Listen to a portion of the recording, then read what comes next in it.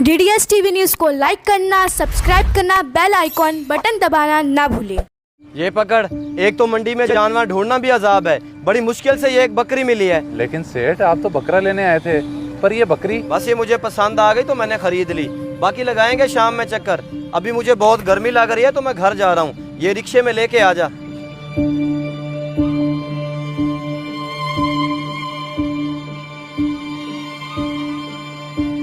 बल्कि पैसे मेरी जेब में तो किराए के पैसे ही नहीं है। सेठ जी, सेठ तो चले गए, अब मैं घर इतनी दूर कैसे जाऊंगा? सारी मेरी गलती है।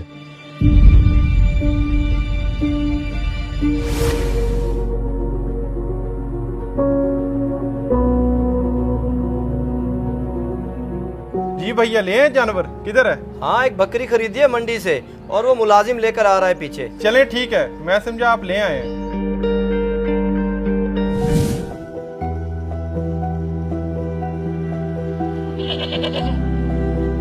असलम, अंदर आना जरा। किधर लगा के आ रहा है इतनी देर? सेठ जी, असल में मेरे पास किराए के लिए पैसे नहीं थे, तो बकरा इतनी दूर से पैदल लेके आ रहा हूँ, तभी देर होगी। तो तू मुझसे किराया ले लेता। एक तो तुझे भूलने की आदत है। मेरे जहन में तरह तरह के ख्याल आ रहे थे कि पता नहीं कहाँ रह गया। माजरत सेठ साहब, आइंदा ऐसी गलती कभी नहीं होगी। चल ठीक है, जल्दी से सारे काम निपटा ले। कल ईद है तो तुझे आने की जरूरत नहीं है। ईद अपने बीवी बच्चों के साथ गुजारी। जी ठीक है सेठ जी, मैं कर लेता हूँ सारे काम।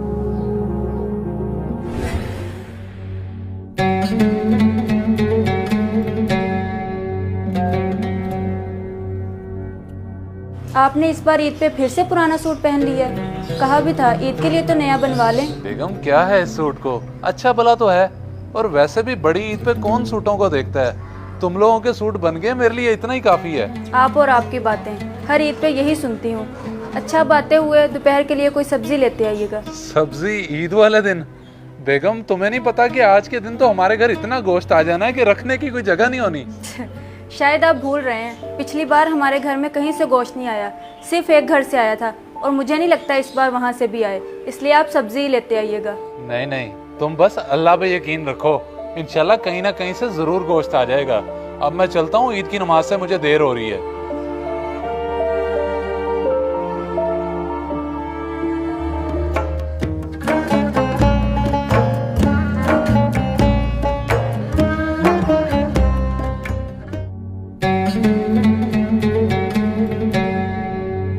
बेगम, मैं पढ़ आया हूँ ईद की नमाज।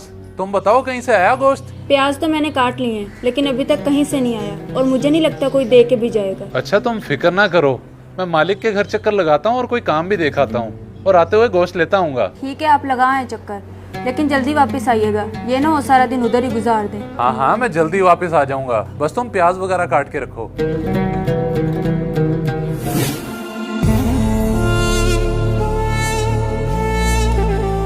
सेठ जी, ईद मुबारक। अपने जानवरों की कुर्बानी हो गई है? खैर मुबारक। माशाल्लाह से 2 की कुर्बानी कर ली है, अभी ये रहता है। लेकिन ईद वाले दिन की तो मैंने छुट्टी दी थी। तू क्या लेने आया है? जी सेठ जी, मुझे आपने छुट्टी दी थी, लेकिन मैंने सोचा कि ईद का दिन है, आपके घर कोई काम ना हो, इसलिए चला आया। अच्छा, काम के लिए आया है या फिर गोश्त चाहिए? अरे नहीं नहीं, मैं गोश्त की नीयत से नहीं आया, मैं तो काम के लिए आया हूँ। अगर कोई काम है तो मुझे हुक्म करें। काम? अच्छा, वो 3 शापर पड़े हैं फ्रिज में गोश्त के, वो उठा ले जाके। जी ठीक है सेठ जी, मैं उठा लेता हूँ। बहुत शुक्रिया आपका। किस बात का शुक्रिया? इतना गोश्त तेरे लिए नहीं है, वो उठा के सेठ हसन, अली और शहबाज के घर दे आ। अच्छा जी ठीक है सेठ, मैं दे आता हूँ। और रुक, उन्हें ये जरूर बता दी कि ये गोश्त सेठ असगर के घर से आया है, और मेरी तरफ से ईद मुबारक भी दे दी। जी मैं बोल दूंगा उन्हें।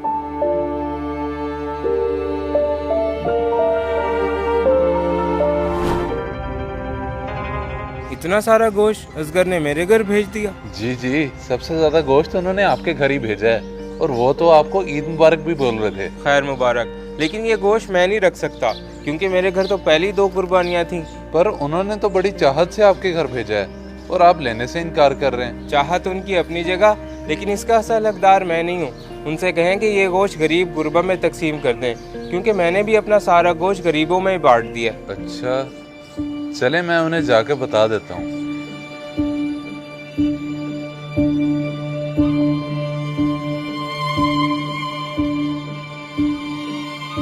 बल्कि 1 मिनट, ये इतना सारा गोश्त है, मैं मालिक को क्यों दे रहा हूँ वापस? क्यों ना अपने घर ले जाऊं? ईद का दिन है, मेरे बच्चे खा लेंगे।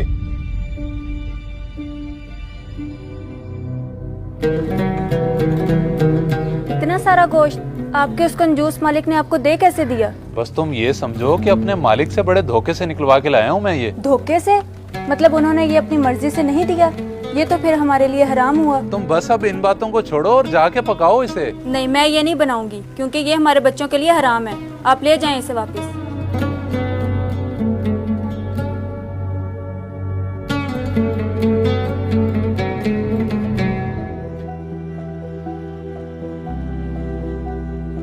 सेठ जी, अली और शहबाज साहब ने तो गोश्त रख लिया है, लेकिन हसन साहब ने गोश्त लेने से इनकार कर दिया है। इनकार कर दिया है?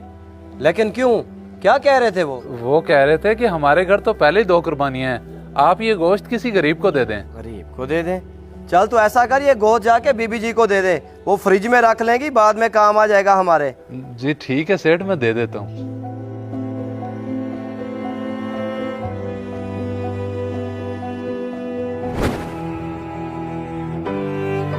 देखिए आप इस तरह क्यों बैठे हैं? मैंने तो कहा था आपसे हमारे घर कहीं से गोश्त नहीं आना। सही कह रही थी तुम, बस मैं ही गलत उम्मीद लगा बैठा। एक घर से 4 बोटियां आई हैं और घर में इतने फर्द हैं, अब उन 4 बोटियों का क्या करें? अच्छा, मैं करता हूँ बंदोबस्त और लाता हूँ कहीं से सब्जी, बस तुम फिर जरा जल्दी से बच्चों को बना देना।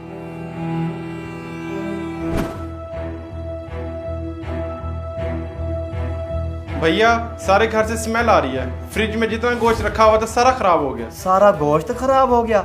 लेकिन वो कैसे? कल से इतनी लोड शेडिंग हो रही है, गोश्त तो खराब होना ही था। अब बताएं इसका करना क्या है? वो तो था भी इतना सारा गोश्त। असलम, जा गोश्त उठा के बाहर फेंका और फ्रिज की अच्छे से सफाई कर दी।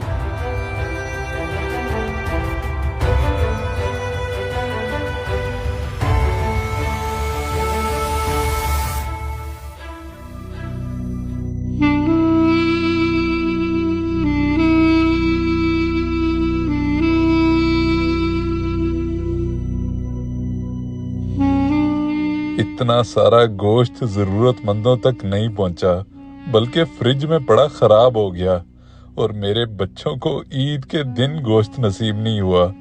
मेरे मालिक उनको नवाज जो गरीबों का एहसास करते हैं। इस वीडियो को सदका जारिया समझकर जरूर शेयर करें।